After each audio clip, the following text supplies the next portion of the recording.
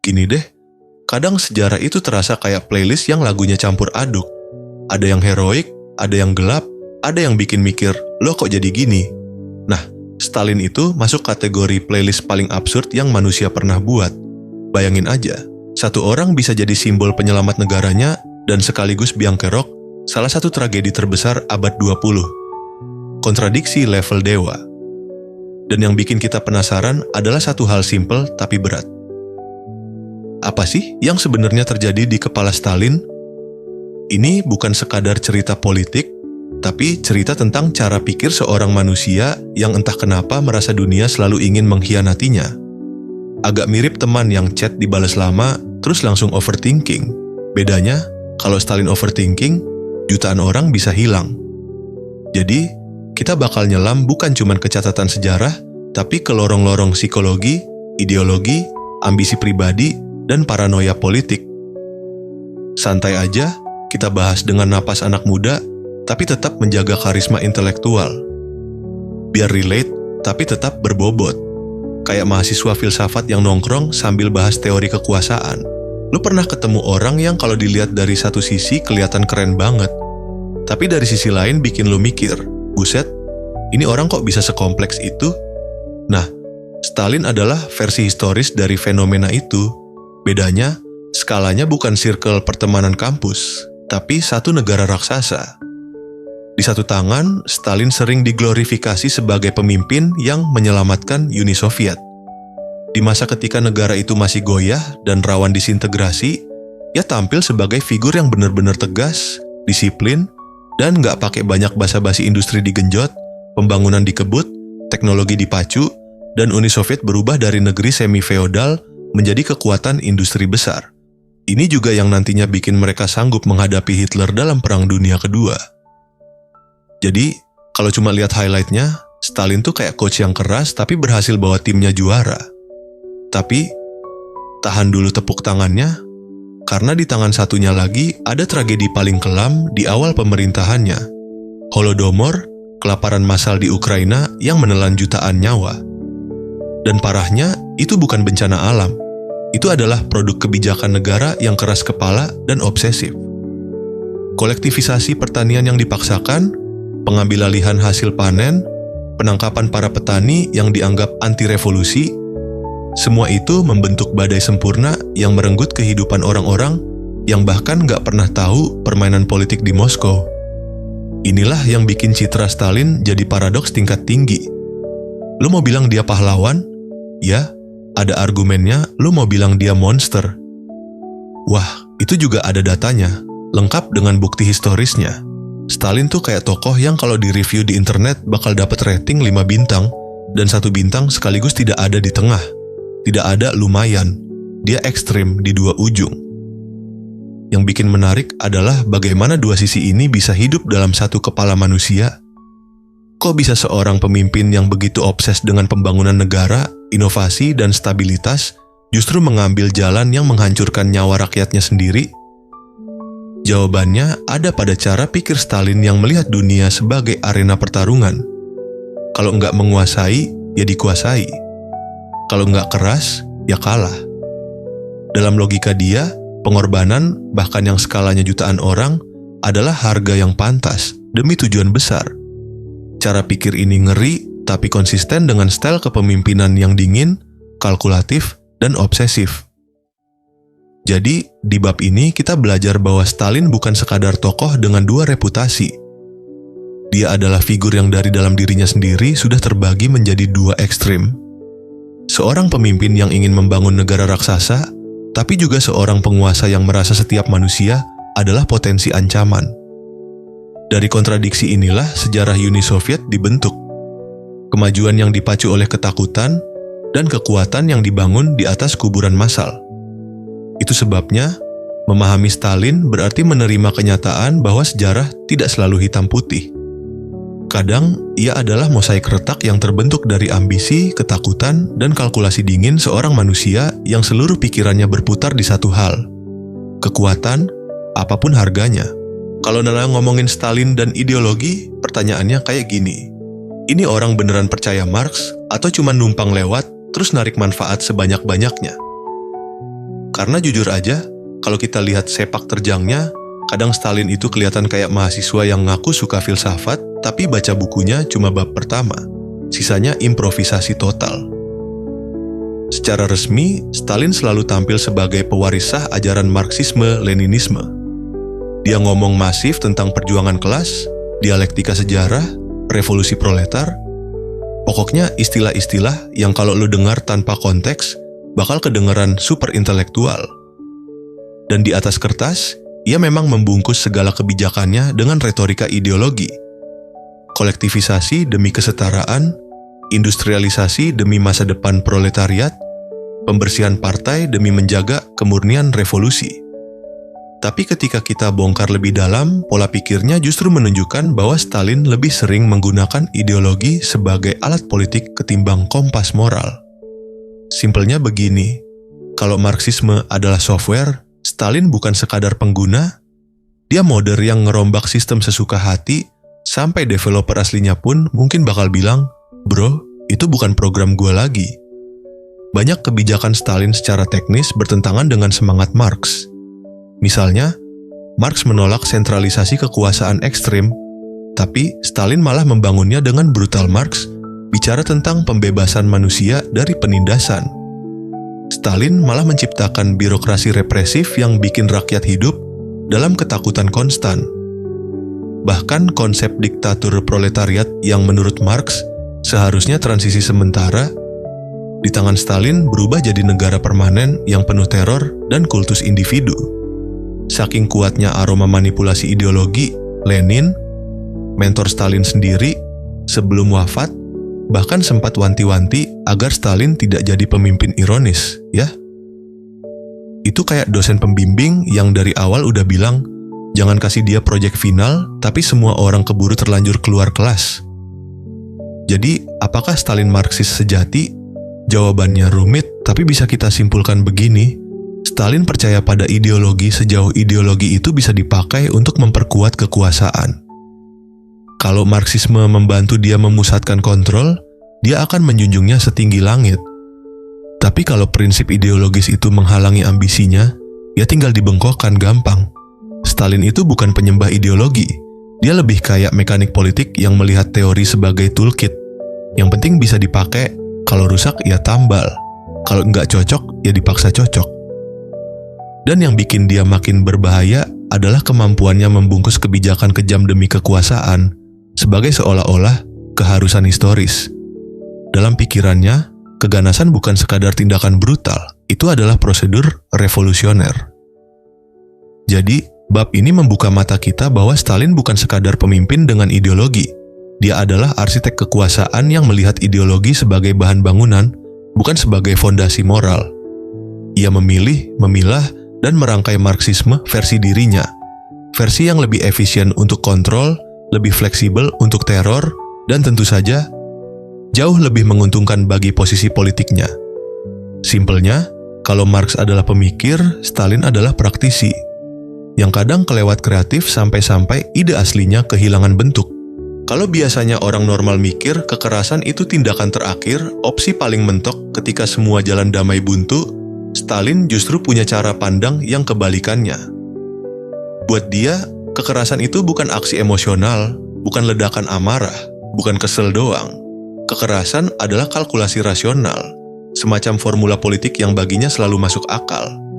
Kayak orang yang terlalu sering main catur, sampai lupa bahwa pion-pion itu sebenarnya manusia beneran. Dalam pikiran Stalin, negara adalah mesin raksasa, dan manusia adalah komponen yang bisa diganti sewaktu-waktu prinsip utilitarianisme ekstrem. Yang penting, hasil akhirnya menguntungkan mayoritas. Jadi logika utama pemerintahannya. Tapi versi Stalin ini ekstrem banget, sampai-sampai mayoritas seringkali cuma berarti apa yang bikin negara dan dirinya tetap kuat.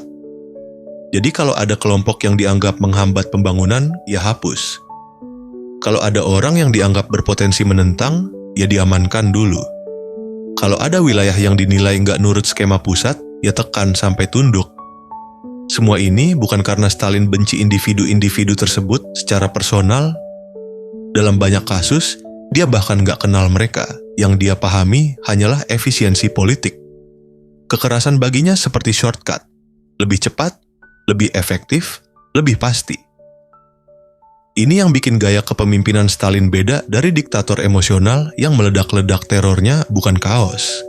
Terornya sistematis, tertata, diarsipkan, bahkan seringkali didiskusikan dalam rapat politbiro layaknya membahas rencana logistik. Kejamnya di situ. Kekerasan berubah jadi administrasi. Salah satu contohnya adalah Great Purge. Kalau dilihat dari luar, kelihatan kayak ledakan paranoia massal yang nggak kontrol. Tapi kalau masuk ke cara pikir Stalin, ada pola jelas. Eliminasi potensi ancaman internal, stabilisasi kekuasaan, dan memastikan negara berjalan dalam garis tunggal. Dia percaya bahwa revolusi harus steril dari keraguan. Jadi siapapun yang berpotensi berbeda pandangan, langsung dianggap variabel yang harus dihapus. Seramnya, Stalin bukan sekadar melakukan kekerasan. Dia meyakininya. Dalam pikirannya, sejarah bergerak lewat benturan keras, revolusi, konflik kelas, penghancuran lama demi menciptakan yang baru. Jadi dengan logika itu, tindakan ekstrem bukan penyimpangan, tapi justru manifestasi dari konsistensi ideologis. Ironis, padahal Marx sendiri nggak pernah nyuruh sampai level beginian. Buat Stalin, kekerasan adalah bahasa negara. Semacam grammar kekuasaan yang memastikan semua kalimat politiknya punya titik final yang jelas. Dan ketika negara besar sedang bergerak, menurut dia, sedikit gesekan itu hal yang wajar. Sayangnya, sedikit di sini adalah jutaan orang. Angka yang buat Stalin hanyalah statistik, bukan tragedi personal. Itulah kenapa memahami Stalin itu bikin otak lumayan mumet. Ia tidak gila, tidak meledak-ledak, tidak acak. Ia terlalu rasional dalam menjalankan kekerasan, dan justru disitulah letak menderitanya sejarah. Tindakan yang bagi orang lain tak berperi kemanusiaan, bagi Stalin adalah keputusan politik yang masuk akal. Jenis akal sehat yang lahir dari logika dingin, seorang pemimpin yang percaya bahwa tujuan besar membenarkan segala hal, termasuk hilangnya suara, wajah, dan nyawa manusia yang tak terhitung jumlahnya. Lo pasti pernah ngerasain paranoia kecil-kecilan, kayak ngerasa dosen pasti bakal manggil nama lo waktu lo paling tinggal siap, atau mikir teman lo tiba-tiba berubah karena jawab chat 1 jam lebih lama dari biasanya. Nah, bayangin versi paranoia itu, tapi dikali 1000, ditempelin trauma masa kecil, ditambah pengalaman politik yang penuh pengkhianatan, dan diberi akses penuh ke kekuasaan negara superpower. Dari campuran itulah lahir cara pikir Stalin. Yang menarik dari Stalin adalah paranoianya bukan kacau, bukan paranoia spontan kayak orang panik mendadak. Paranoia Stalin itu terstruktur, rapi, tertata. Kayak spreadsheet yang diisi dengan daftar ancaman, potensi ancaman, dan orang yang kelihatannya ancaman. Bahkan orang yang nggak pernah mikir untuk jadi ancaman pun bisa masuk daftar. Karena dalam logika Stalin, ketika seseorang diam, itu justru mencurigakan. Buat Stalin, ancaman bukan sesuatu yang muncul dari luar secara tiba-tiba. Ancaman itu konstan, selalu ada, selalu mengintai. Masalahnya cuma waktu kapan mereka bergerak, dan ketika lo hidup dalam mindset kayak gitu, dunia jadi kayak game survival yang nggak pernah berhenti. Setiap orang bisa jadi musuh, setiap gestur bisa punya makna ganda, setiap jeda bisa berarti pengkhianatan. Paranoia Stalin ini punya akar panjang. Dari ayah yang abusif dan lingkungan masa kecil yang keras, Stalin belajar bahwa dunia bukan tempat aman. Lanjut ke dunia revolusi Bolshevik, dia hidup di lingkungan yang penuh intrik, perebutan posisi, dan pengkhianatan nyata. Jadi ketika ia naik ke tampuk kekuasaan, mindset itu terbawa. Lebih baik menyingkirkan orang sebelum mereka sempat berniat menyingkirkan lo. Makanya, pembersihan besar-besaran di era Stalin itu bukan cuma kebijakan politik, tapi bentuk manajemen ancaman versi dia. Bukan sekadar paranoia personal, ini paranoia yang sudah berubah menjadi sistem negara. Ada jenjangnya, ada kategorinya, ada prosedurnya. Serem kan? Yang bikin makin kompleks adalah kemampuan Stalin membaca bahasa tubuh dan memori politis orang lain. Ia hafal siapa yang pernah tidak setuju dengannya, Siapa yang pernah tersenyum terlalu datar? Siapa yang tampak terlalu percaya diri? Setiap detail bisa berubah jadi label bahaya. Stalin bukan cuma curiga pada lawan, dia curiga pada teman, keluarga, bahkan lingkaran dalam yang paling loyal. Lo bisa bayangin kan rasanya hidup di sekeliling orang kayak begitu? Jalan dikit salah dikira makar.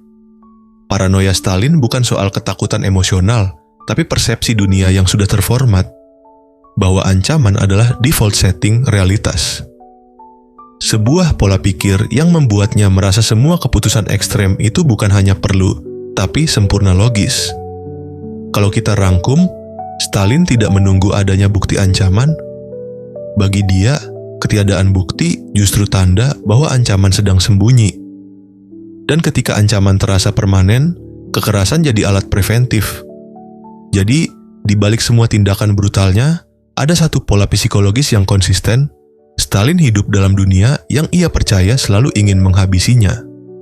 Ironisnya, paranoia itulah yang mendorongnya menciptakan sistem yang justru menghabisi jutaan orang lain. Stalin tidak hanya memerintah dengan tangan besi, ia memerintah dengan pikiran yang selalu siaga dalam mode bahaya. Dan selama mode itu aktif, bahkan nafas orang lain pun bisa dianggap ancaman bagi stabilitas negaranya atau bagi dirinya.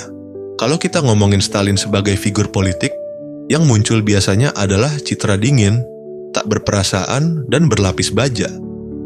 Tapi di balik semua itu, ada sisi personal yang mau nggak mau, ikut membentuk siapa dia jadi nanti.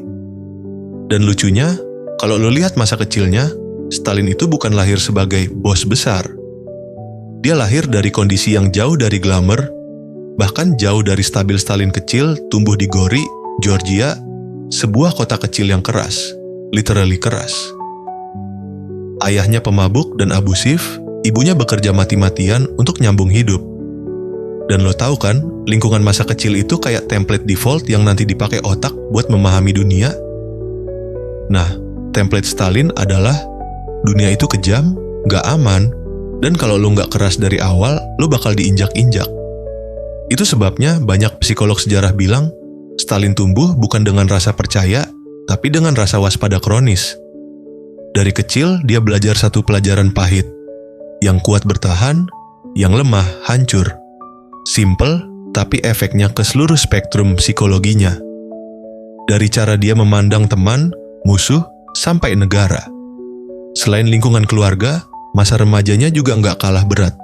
Stalin punya tubuh kecil dan lemah karena penyakit, wajahnya rusak akibat cacar, dan satu tangannya cacat karena kecelakaan masa kecil. Buat anak yang tumbuh di lingkungan macho dan keras, kondisi fisik kayak gitu pasti bikin dia sering diejek. Dari situ tumbuh kombinasi mematikan, inferioritas fisik plus ambisi untuk membuktikan diri. Ibaratnya, dalam diri Stalin selalu ada suara kecil yang bilang, suatu hari gue bakal lebih hebat dari semuanya. Dan ternyata, suara itu terus ia dengar sampai dewasa. Ketika Stalin masuk ke dunia revolusi Bolshevik, semua luka batin dan pengalaman pahit itu menemukan wadah baru. Di gerakan bawah tanah, kekerasan dianggap normal, kerahasiaan itu wajib, dan ketidakpercayaan pada orang lain adalah standar operasional. Ini bukan mengubah Stalin, ini mengafirmasi cara pandang yang sudah terbentuk di masa kecil. Dunia politik bawah tanah memberi validasi atas pola pikir defensifnya. Dan dari sinilah muncul kompensasi mental yang paling kuat. Obsesi terhadap kontrol. Karena ketika lo pernah hidup dalam situasi yang semuanya serba tidak pasti, kontrol terasa seperti obat penenang, rasanya aman, rasanya melegakan. Masalahnya, buat Stalin, kontrol itu bukan sekadar mengatur jadwal atau membatasi circle pertemanan. Kontrol berarti menentukan siapa hidup dan siapa mati, siapa yang dianggap loyal, dan siapa yang dicoret. Dari sejarah peneliti sering bilang, Stalin punya kehausan struktural terhadap dominasi. Ini bukan dan tidak harus berarti dia gila kekuasaan dari awal, tapi lebih karena kontrol memberi stabilitas psikologis. Kontrol membuat dunia yang dulu kaos di masa kecilnya jadi terasa bisa diprediksi. Dan semuanya diperkuat oleh pengalaman pahit di dunia revolusi.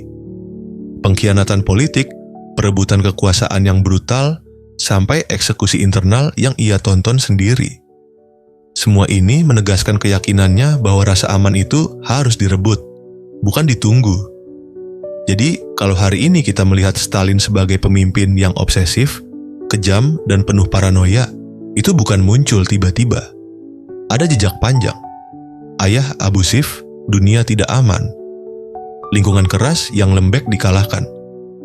Cacat fisik, dorongan membuktikan diri, gerakan bawah tanah, ketidakpercayaan jadi norma, politik Bolshevik, kekerasan jadi alat sah.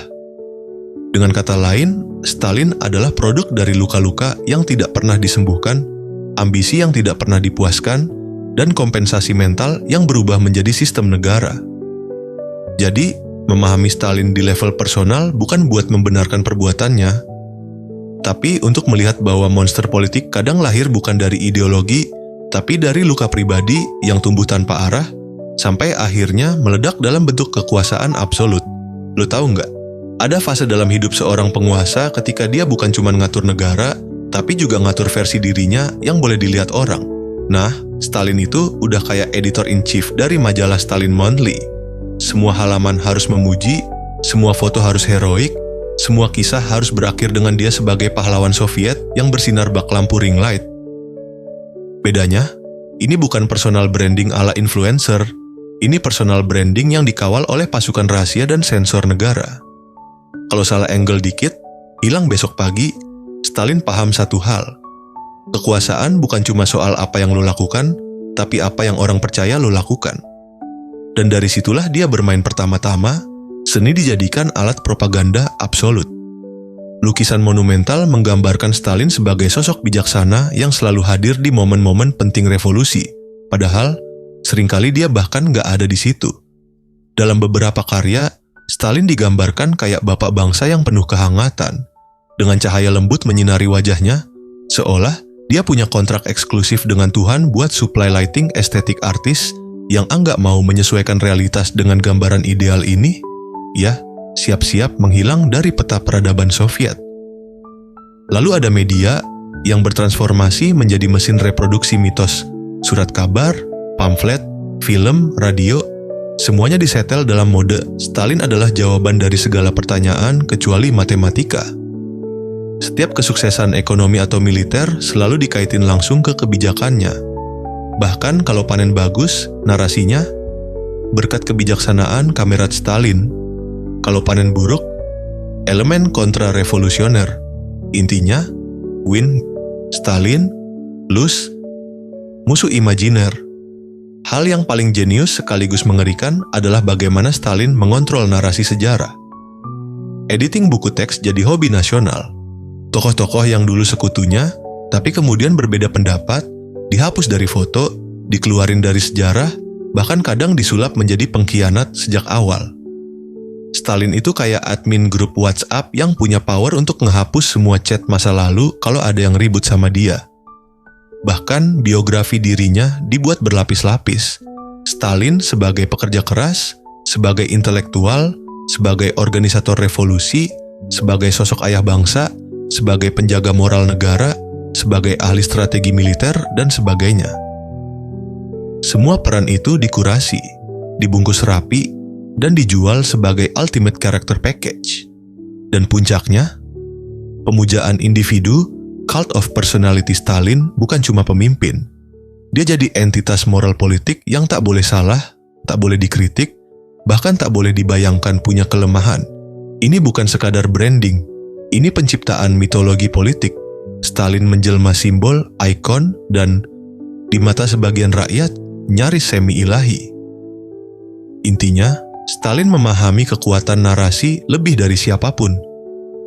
Dia bukan sekadar menulis cerita, dia menulis realitas. Seni, media, sejarah, dan bahkan memori kolektif dikendalikan agar gambaran dirinya tidak pernah retak. Dan di balik semua itu ada satu ambisi besar, memastikan bahwa Stalin bukan cuma hidup sebagai manusia, tapi bertahan sebagai legenda yang tak bisa disentuh. Waktu ironisnya, legenda ini dibangun bukan untuk keabadian, tapi untuk menutupi rapuhnya seorang manusia yang anggap pernah merasa aman terhadap dunia. Dan pada akhirnya, Citra Stalin yang megah itu mungkin adalah topeng paling besar dalam sejarah politik modern. Lu pernah nggak lihat seseorang yang awalnya cuma punya kebiasaan buruk kecil, tapi makin lama makin berkembang jadi toksik banget, dan akhirnya seluruh circle jadi korban? Nah, bayangin itu, tapi dalam skala negara raksasa, lengkap dengan birokrasi, polisi rahasia, dan gulag. Itulah yang terjadi ketika pola pikir Stalin yang penuh paranoia, kalkulasi dingin, dan ideologi yang elastis bertransformasi jadi sistem politik yang menghancurkan hidup jutaan orang. Yang menarik dan tragis adalah Stalin nggak memulai dari niat eksplisit, ayo kita tekan rakyat yuk. Yang dia punya adalah kerangka mental tertentu. Dunia penuh ancaman, kekuasaan harus absolut, perbedaan pendapat, kusakar potensi sabotase, negara harus dipaksa menuju tujuan besar, dan kalau ada yang menghalangi, ya disingkirkan. Sederhana, tapi mematikan. Ketika pola pikir kayak gitu dipegang orang biasa, paling cuma jadi teman yang overthinking atau pasangan yang insecure.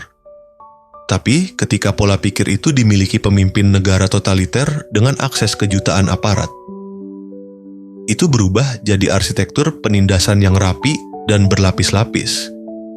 Pertama, polisi rahasia, NKVD, menjadi perpanjangan syaraf paranoia Stalin. Kalau ada orang yang kedipnya mencurigakan, laporan bisa naik ke atas. Logika yang berlaku, lebih baik salah tangkap daripada kecolongan. Jadi jangan heran kalau laporan-laporan absurd, kayak tetangga yang dianggap mendengus dengan nada anti-Soviet, bisa bikin seseorang hilang tanpa kabar. Lalu ada birokrasi yang mengejawantahkan gagasan Stalin ke dalam regulasi. Bukan sekadar aturan administratif, tapi aturan psikologis yang memaksa rakyat hidup dalam pola acuh, takut, dan patuh. Bayangin budaya kerja di mana lo harus selalu menunjukkan dukungan pada pemimpin, atau kinerja lo dianggap kontra-revolusioner. Bahkan di kantor paling chill pun orang bisa stres, apalagi di negara otoriter. KZL-nya berkali-kali lipat. Yang paling serius tentu gulag, jaringan kamp kerja paksa yang tumbuh dari logika Stalin bahwa musuh internal harus dididik melalui kerja. Dalam pikirannya, ini bukan kamp siksaan, tapi alat pembangunan negara. Disinilah utilitarianisme ekstrem Stalin menunjukkan wajah paling kejam. Jika negara butuh pembangunan cepat, dan musuh politik bisa dijadikan tenaga kerja murah, maka itu dianggap rasional. Manusia berubah jadi komoditas industri, nggak ketinggalan, Partai Komunis sendiri berubah dari organisasi politik menjadi mesin loyalitas.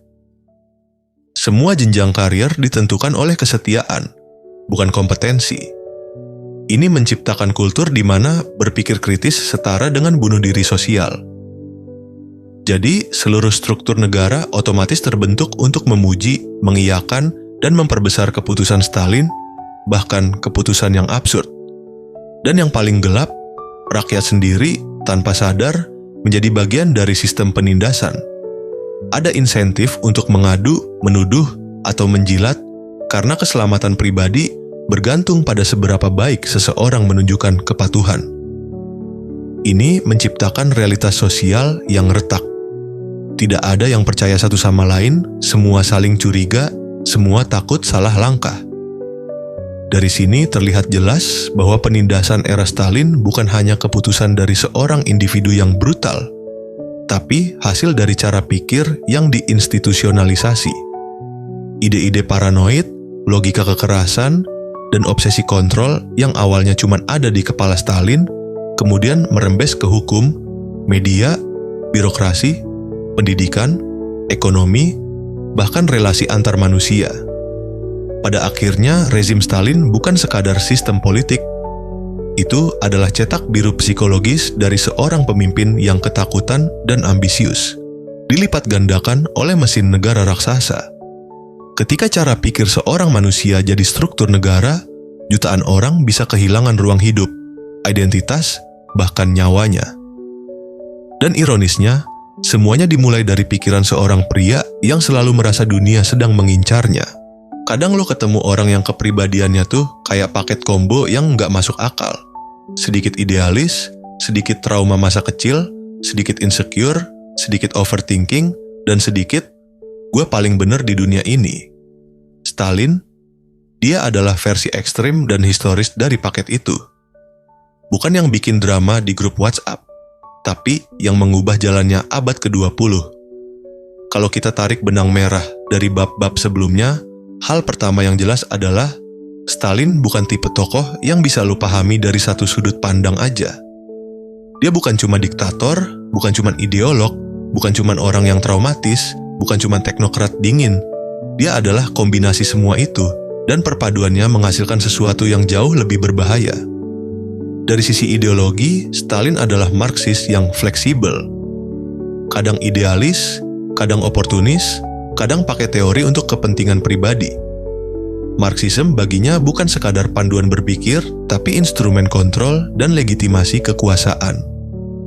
Ideologi yang seharusnya membebaskan buruh malah ia ubah jadi justifikasi untuk memaksa, menghukum, dan membentuk masyarakat sesuai blueprint dalam kepalanya. Dari sisi trauma, kita lihat bagaimana masa kecil yang penuh kekerasan, rasa tidak aman, dan penghinaan membentuk fondasi psikis Stalin. Trauma itu nggak hilang, dia bawa sampai dewasa, dan sayangnya, trauma itu diberikan panggung politik paling besar yang bisa dibayangkan. Ketakutan masa kecil berubah jadi paranoia politik. Ketidakpercayaan pada figur otoritas berubah jadi obsesi menguasai seluruh struktur kekuasaan. Paranoia ini pun bukan paranoia ngadi-ngadi yang semata emosional. Ia terstruktur. Stalin gak cuma curiga sama bawahannya, tapi membangun sistem negara yang beroperasi berdasarkan logika kecurigaan itu.